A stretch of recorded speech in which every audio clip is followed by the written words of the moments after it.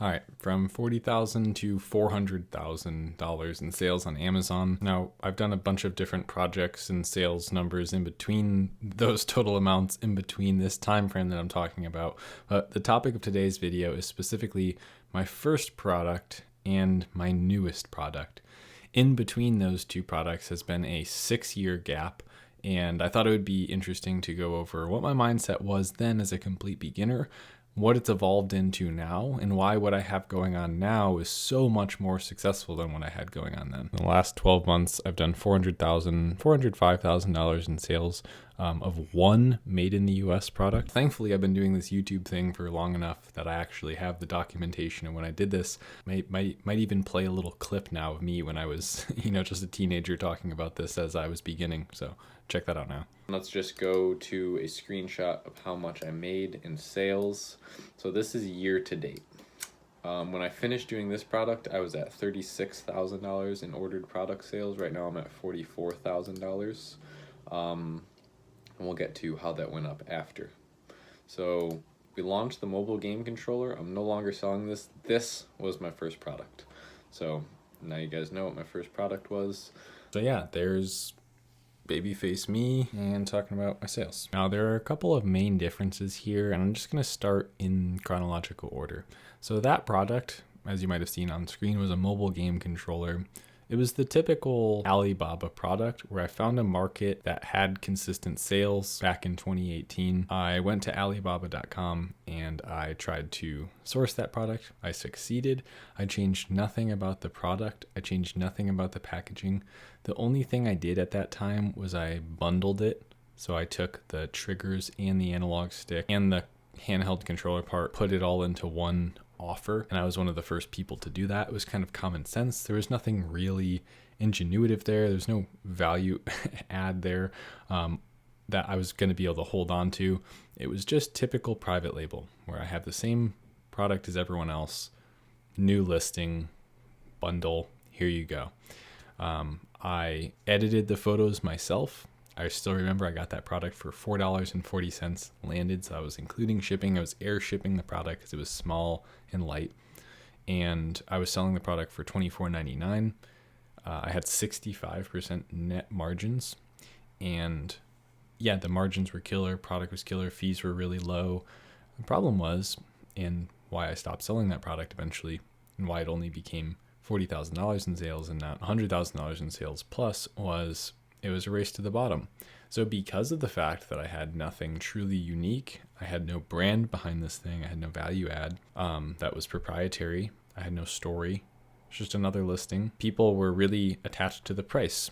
I actually got my listing hijacked, meaning someone came onto the listing, listed it for a lower price, saying they were selling the same thing. I was not brand registered at this time. I really had no way of telling Amazon that was a counterfeit item. I had no real right to, because they technically were selling the same product as me from my manufacturer. So I'm not bitter or mad about what happened there at all. It was just one of my first lessons. And now what's interesting, let's fast forward, just give you all the value up front in this video. What I do now is technically no harder, no more difficult, not many more steps, not much more money, to be honest, and far more sustainable. So I have found a made in the U.S. manufacturer. I always say that because it sounds good, made in the U.S. I found a manufacturer in the U.S. that makes my products locally, and I have a package printing company in the U.S. also that designs my boxes, my bags, my inner packaging, whatever's to come for future projects as well. Prints those out in full color, really high quality branded packaging. My manufacturer packs my products locally. I source them for $5 per unit landed. Shipping cost is about 86 cents. So technically like $5.86. And then once you add on the packaging cost, you end up with about a $6.44 product that we sell for $34.99. So we have really healthy 42% margins. Our fees are a little higher than I'd like them to be, but it's a heavy product. It would not be possible to do it from China or anywhere really other than the US, because my shipping costs would be astronomical. It's about an 8-pound product. I'm shipping it for 86 cents like I just told you. I used to ship it for even less than that before Amazon's new placement fees. But what's the big difference? Why is this one consistently paying me out profit to my bank and super sustainable and going strong for a year and still growing? The other one just died off and I had to compete with everyone and I was stuck in this red ocean and I was drowning and I had to stop selling it. What's the big difference there? It was really just my marketing, my way of thinking about the market. Let me start by saying this. I went into the market with a different attitude. Instead of thinking, how can I differentiate? I started thinking, how can I be the best?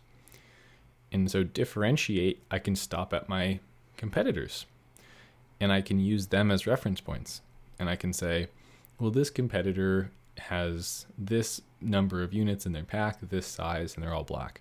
And I could say, okay, let me do this number of units in my pack. I'll change the color to silver. And now I'm differentiated. What's the problem with that? Somehow misses the point, doesn't it? When I say I have to be the best, what am I saying there? I'm saying I want the customer to see that I'm the clear choice. You see the difference? Differentiating, I could just stop at competitors, say they did this, I'll do that. That's different. I'm differentiated. Being the best instills in my mind that, well, you have to go now learn what that even means. What are the criteria on which you can call yourself the best? So I have to learn the elements of the marketplace, or the core areas of that I need to focus on in my R&D and create a better product. Now that sounds scary, sounds daunting. I'm here to tell you it can be. In my case, it wasn't, because knowing that I wanted to be the best, I picked a product that was so simple that the thing that I had to change didn't drive my cost up. Now, I know some of you are probably thinking, what does that even mean? How's that possible? How can you create a significantly better product that's the best, that people wouldn't just copy, that also simultaneously doesn't drive the cost up? Well, let me give you an example. Say you were going to go source coffee. This is a real life story. If I wanted to differentiate myself, I could source from a new farm, new place, exotic environment, single origin that no one else has just yet. New startup there, new farm here. You're different. No one technically has that, no. But if I was going to be the best, let's say, for who, because coffee's so broad that now there's a number of people. The best to someone is the cheapest. The best to someone is the highest performance. The best to someone is the highest caffeine. So when I say the best, I now have to say for who. In my case, because the market is more niche, once the size of the market starts to shrink, more and more people can agree on what is the best. In the case of the coffee example, let's say it was the highest performance one for brain performance. Well, then I can just add mushroom powder to my coffee. Add clever marketing, clever branding, and now I have a completely differentiated product. I'm first to market with a proprietary blend that, no one else has.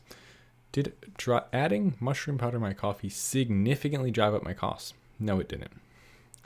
You'd be fooling yourself to think it did. A little bit, but not compared to what you're going to charge because of the value that you're adding there.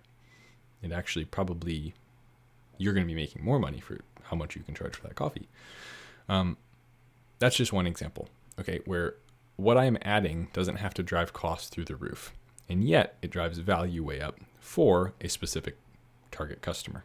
That's all that I did between then and now, is think, who am I selling to? Not just what am I selling and who am I selling against? Who am I selling to? Who's my customer? What do they all agree is the best? Let me rephrase that. What do they all agree is important? And then it's up to me to think through and test, how do I achieve what everyone agrees is the fastest, easiest, most pain-free way to use this product? That should be my goal. And if I want it to take less time, if I want it to be easier, if I want it to be less expensive, I just go to a market where the ingredients, the elements are easier and cheaper to work with. So I don't go to computer accessories. I don't go to tech. I don't go to wooden decor items that are big and bulky and hard to change. And I don't go to, you see what I'm saying here, right? So that's all that I did. And then once I figured out that core element of making the best product, what's inside the packaging that I'm actually selling it, it is my job to get customers to believe me because they don't have it in their hands, right? This might be the best mug on Amazon. I don't believe you if it's just pictures. I don't have the thing in my hands. You have to give me the information. Why is this the best? And so once I started understanding how branding and marketing plays into value, I started to realize, oh my God, this is like a superpower. It's not being done on Amazon. In fact, everyone is so caught up on the narrative of Amazon's been overrun with Chinese sellers that they're blind to how much opportunity is still left there. I was too. I was having this big moment where I was going, wow, I'm going to give you a little story of what happened in the middle of these two, 6 years ago and now. A bunch of more products like my first one, because I saw that it worked. I made this money. It allowed me to travel, and I did these cool things as a young person. And I was like, wow, this is amazing. It must be, this is the way. It works. I didn't have the perspective yet to realize the flaw in what I kept trying to do. That even when I was getting it to win, it's working, it's falling. Race to the bottom, red ocean, competitors, Chinese people undercutting my price and negotiating in their own language. And it just got really tough. Not to mention manufacturers selling the product themselves. Go somewhere where there are already barriers to entry, where there isn't a big red ocean of Chinese sellers selling more for less. Can you go find markets where that's not the case? Helium-10 shows you where the sellers are from. I don't have sellers in my market that are Chinese sellers. Maybe there's like one or something, but they do nothing. There are no sales because the nature of the market, like I said, it is a heavier product. It is a more boring product. It is more of a commodity. It's something that most people would never in a million years think to sell. That's where I found upper ground advantage. I seeked out upper ground. I went to where everyone isn't, right? There's that kind of age-old proverb of like, the opportunity is down the path less taken, right? So you can't just keep mauling down where everyone's running in this crazy stampede. No, you have to find a little bit of time to think, a little bit of seclusion to actually set up your camp, your business, or whatever it is. Maybe that analogy is working for you. But I can't simplify it more. You need the best marketing, the best product in the market that will win. I'm not saying that the exclusive thing that worked for me was because it's a U.S.A. product, but I do think it's indicative of my story of why it's working. We think of U.S. products, we think, well, far fewer of them, but the ones that are there are usually very high quality. That's kind of my narrative, okay? And then I just looked at big brands that win with marketing in commodity markets. If you want to take away one thing from my entire YouTube channel, not even just this video, it's go look at commodity companies that sell massive amounts of coffee, water, you name it, seltzer, and look at how they sell those things, because they're not buying what's inside those products most of the time. And when they are buying what's inside the products, they're only buying it because of what's outside of those products that tell you should buy what's inside. You see what I'm saying there? And so I just studied the greats. I studied Liquid Death, the Poppy, the Bulletproof Coffee. I just looked, what does great branding and great marketing look like on physical products? And then I did it in a market. I sourced locally, got good prices, make sure the profit was there. And it all came together in a very sustainable way. I'm growing it actively. I make free content here talking about it just like this. So be sure to subscribe down below. If you have any questions whatsoever, I'm here to help, truly. Feel free to comment down below. I have a pay what you want course. You can join for as little as $1 per month and get access to all the higher level teaching that I do along with live streams. But yeah, thanks for listening to my story. Thanks for being here, and I'll see you in the next one. Later.